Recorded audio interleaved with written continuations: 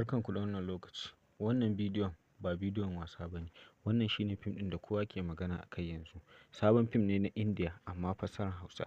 Fim cike da jarumta, tausayi da soyayya. Idan ka kalla za ka manta fim kake kallo kuma za ka ɗauki darasi a ciki.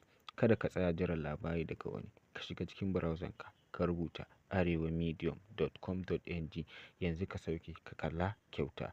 Za mu sa link ɗin Telegram channel ɗinmu a ƙasan description ɗin wannan bidiyon. Ka shiga ka yi join wanda zai ringa sanar da kai da zarar mun ɗaura sabon post. Wannan channel ɗin ko da yaushe muna sa post ɗin, muna samo fim mai kyau mai ƙayatarwa wanda kuke so a ciki.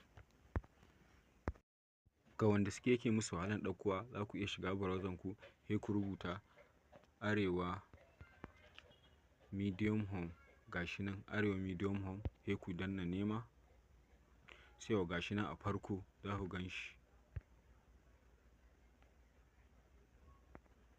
Yauwa gashi a nan, za ma ku iya zaɓen duka fina-finan da mu ɗaura a kai, sai ku danna kan post ɗin da kuke so.